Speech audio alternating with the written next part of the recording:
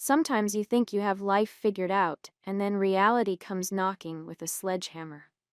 I'm Lucy, I'm 26, and up until a few months ago, I thought I was living my best life.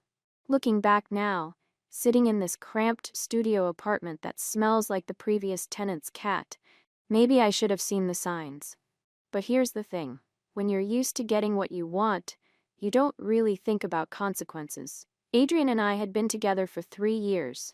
He worked some tech support job that paid decent money, and I'd been bouncing between part-time retail gigs while I figured myself out. We'd been living together in his apartment for about a year, and I'll be real with you. It was a pretty sweet setup. He covered rent, utilities, groceries, basically everything important while I contributed what I could. Which wasn't much. But that's what relationships are about, right?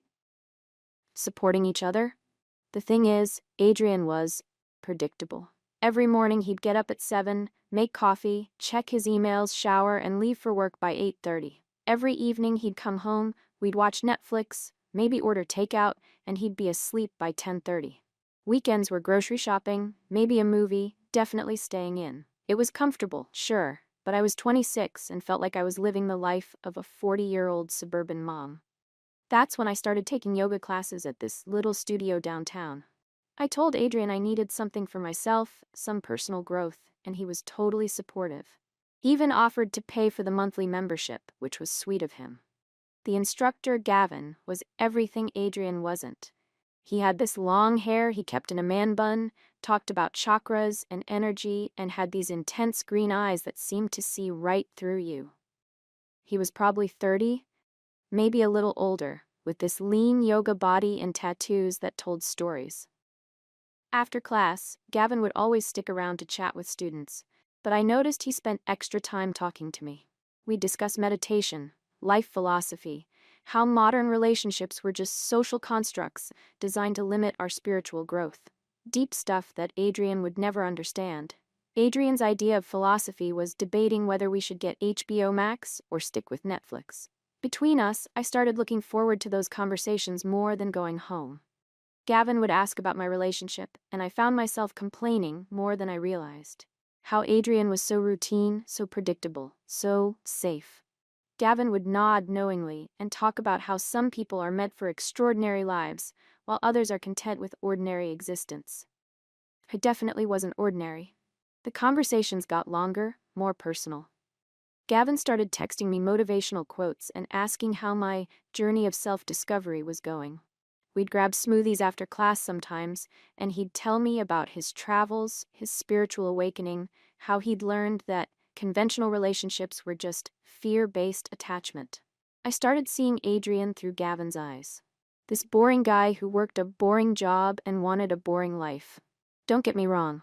Adrian wasn't a bad boyfriend. He was reliable, thoughtful, remembered anniversaries, never gave me grief about spending money or going out with friends. But reliability isn't exactly sexy, you know? When Gavin talked about living authentically and following your desires, it made sense. Life is short. Why should I settle for comfortable when I could have passionate? This shift happened gradually. I'd come home from yoga feeling energized and enlightened, and Adrian would be there watching some documentary about World War II or coding something for work. The contrast was jarring.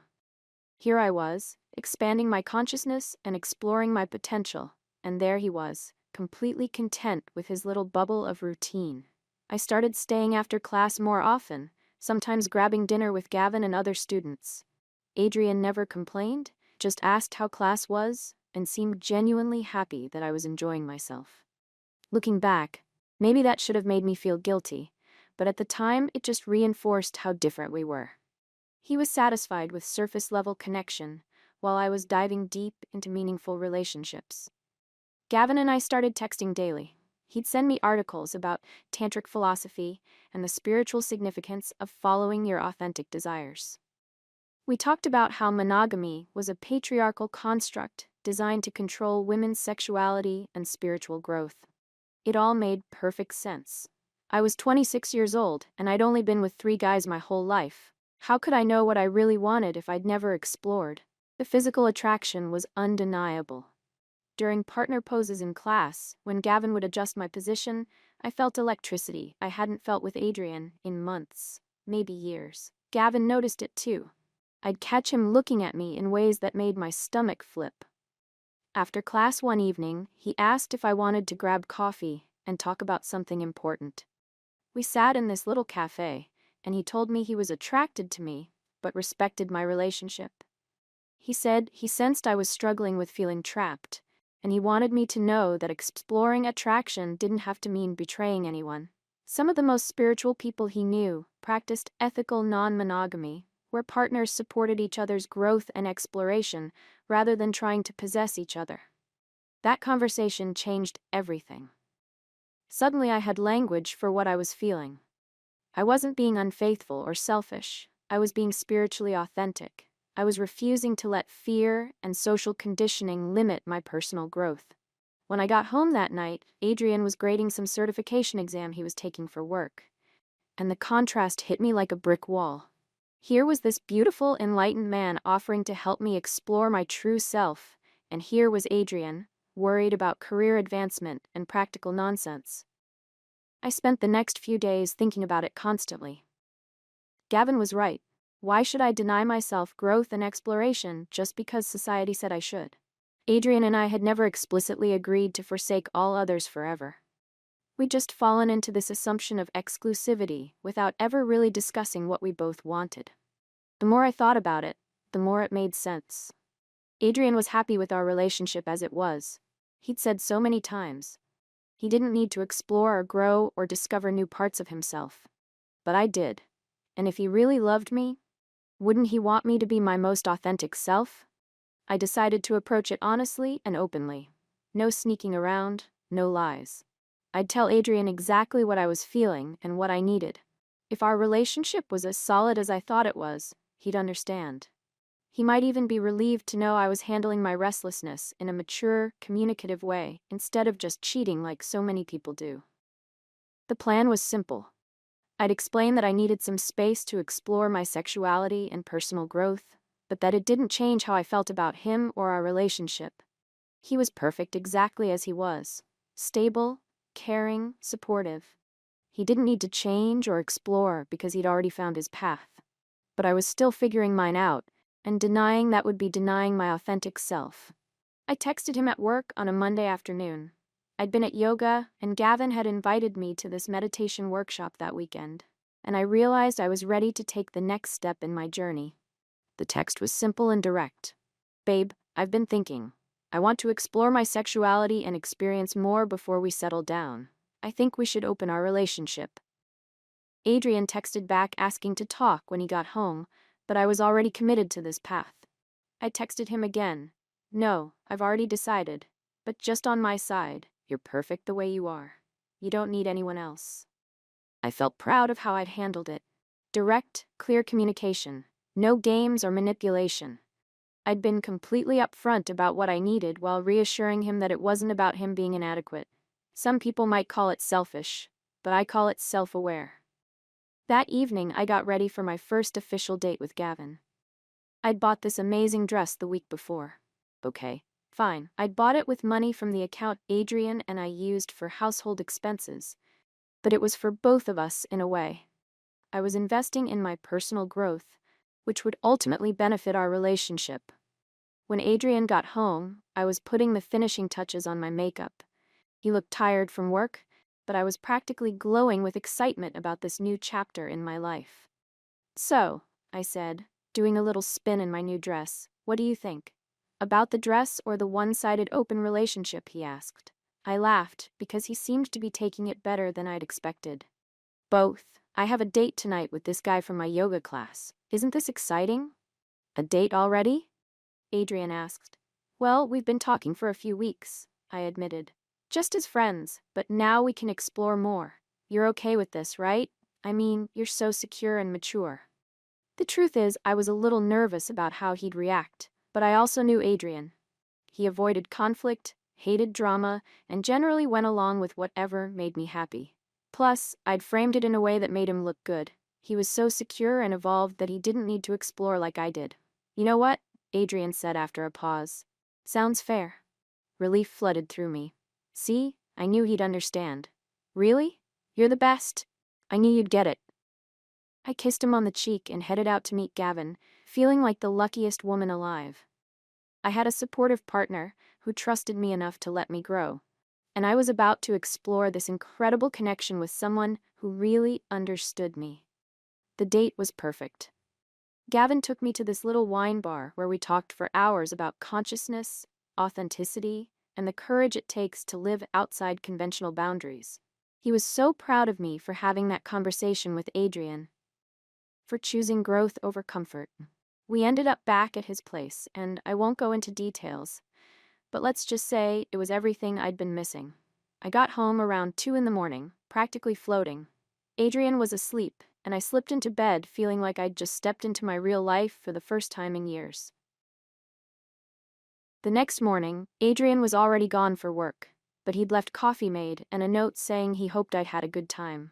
See? This was going to work perfectly. I had the best of both worlds, security and stability with Adrian, passion and growth with Gavin. Tuesday was amazing. I couldn't stop smiling, couldn't stop thinking about Gavin and how alive I felt. When Adrian got home from work, I found myself bubbling over with excitement, talking about how connected Gavin and I were, how he understood my need for spiritual growth in ways that most people couldn't. He's so evolved, you know? I told Adrian over dinner. He understands that love isn't about possession or control. It's about supporting each other's highest selves. Adrian just nodded and said that was great, that he was glad I was happy. No jealousy, no drama, no attempts to make me feel guilty. I'd been right about him. He really was secure enough to handle this. Wednesday, I had another date planned with Gavin, and I wanted to look perfect. I asked Adrian if he could Venmo me $200 for a nail appointment and maybe a new outfit. Oh, Adrian said, looking up from his laptop. I figured since you're exploring independence and new experiences, you'd want to handle your own dating expenses. That caught me off guard. But you always pay for my nails and stuff. When we were exclusive, he said, but now you're dating other people. Doesn't seem fair for me to fund that. I felt my face get hot. You're being petty. How so? Adrian asked, and his tone was so calm it was almost infuriating. You made a unilateral decision about our relationship. I'm just adjusting accordingly. This wasn't how it was supposed to go. The whole point of opening the relationship on my side was that nothing else would change. Adrian was supposed to be the stable, supportive base while I explored and grew. Having to pay for my own dates wasn't part of the deal. I ended up paying for my own nails, which was annoying, but whatever.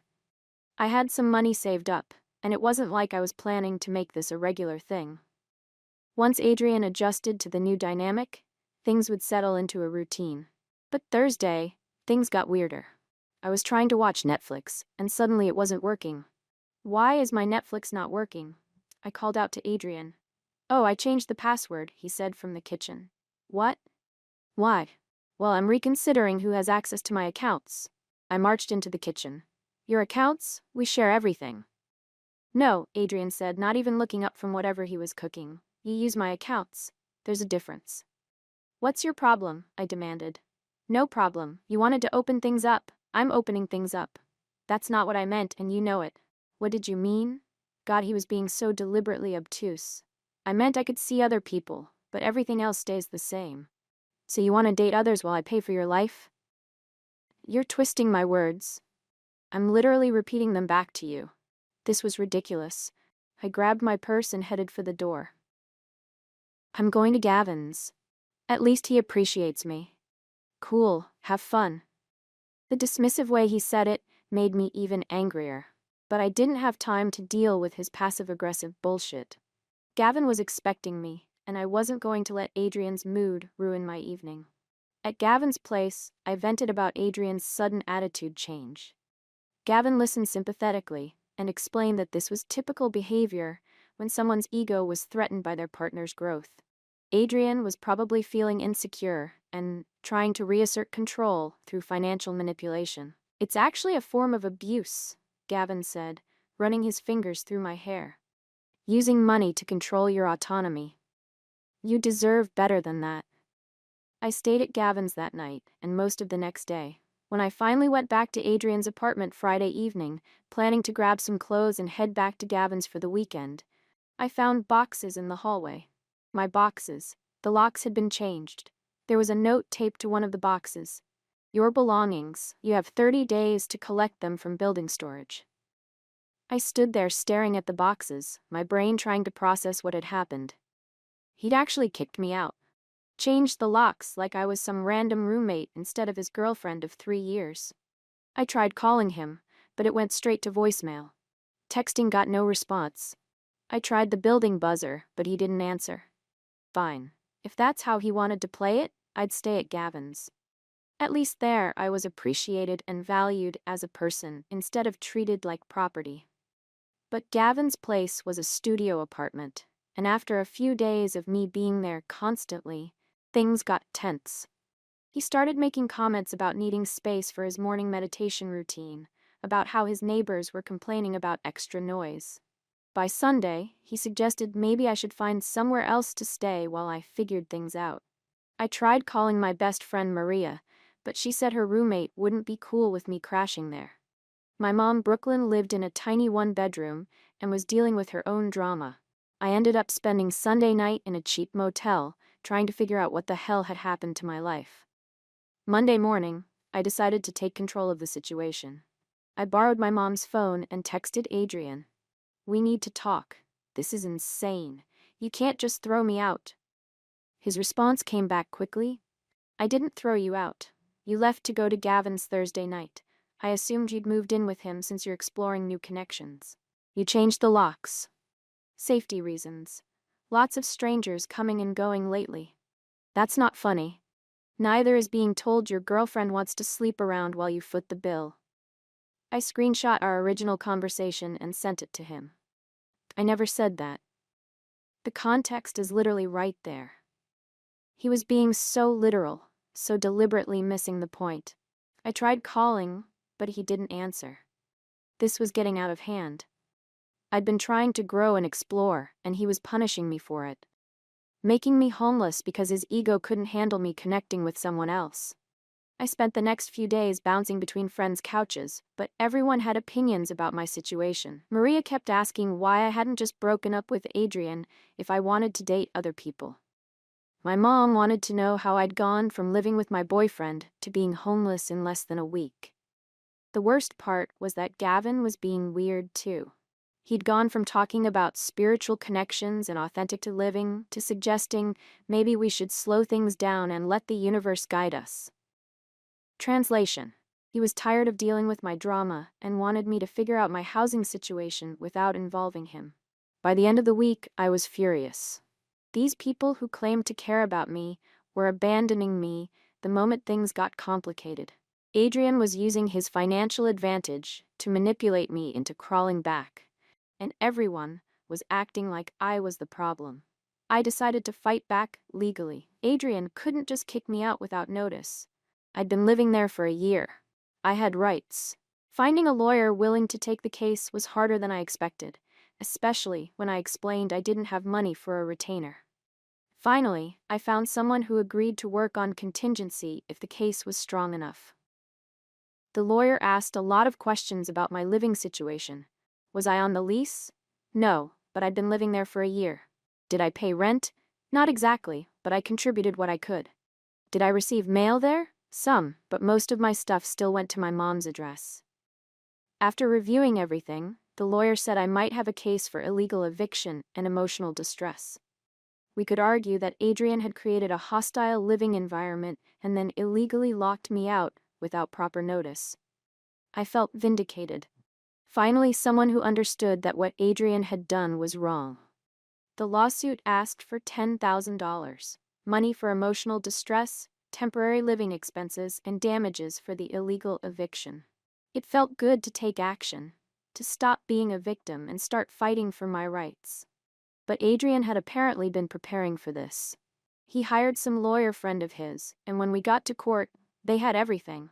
Bank statements showing he'd paid 100% of rent and utilities for months.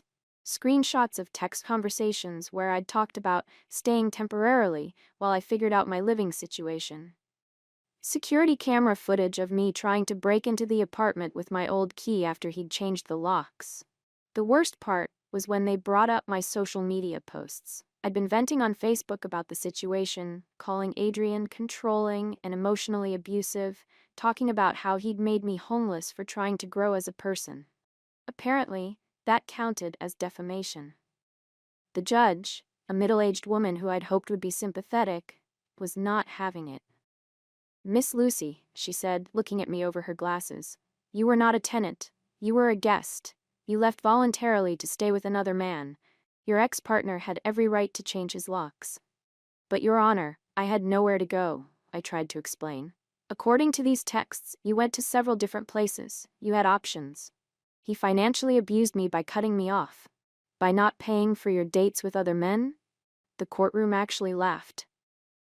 I felt my face burning with embarrassment, anger. "This is sexist," I said.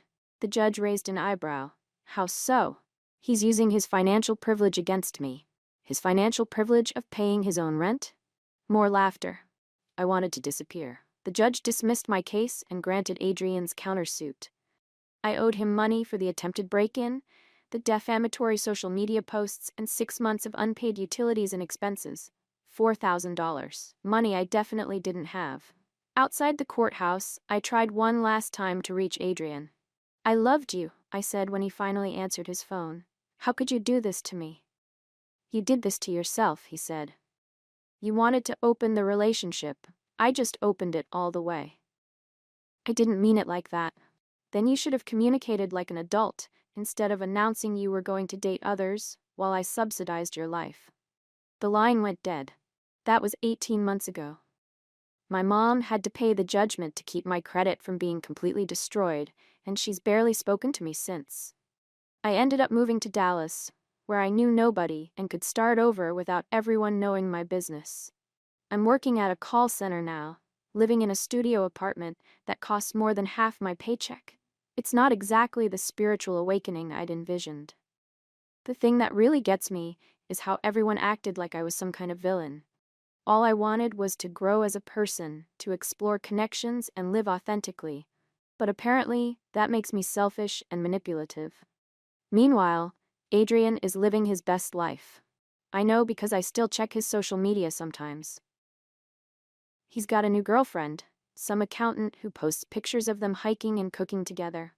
They bought a house last year. His life looks exactly the same as it did when he was with me, just with someone else playing my role. I tried reaching out a few months ago, just to clear the air and maybe explain my side of things. But apparently, he has me blocked on everything. And when I used a different number, he threatened to get a restraining order. Look, maybe I could have handled things differently. Maybe I should have broken up with Adrian before exploring other options, but the way he reacted was extreme and vindictive. He could have been supportive of my growth instead of trying to control me through money and housing. The truth is, I learned that most people can't handle it when you refuse to live by their rules. They want you to stay small and predictable, and when you try to expand beyond their comfort zone, they punish you for it. I'm not the same person I was 18 months ago. I'm stronger, more independent, more aware of how people will try to manipulate you when you threaten their sense of control. I don't need Adrian or anyone else to validate my choices. Sure, Dallas isn't exactly where I saw myself at 28, and customer service calls aren't my dream job, but I'm living on my own terms now, not depending on anyone else for my happiness or security. Sometimes I wonder what would have happened if Adrian had been more evolved, more open to growth and exploration. Maybe we could have worked through it together, found a way to honor both our needs. But some people are just too rigid, too afraid of change, to support their partner's authentic journey.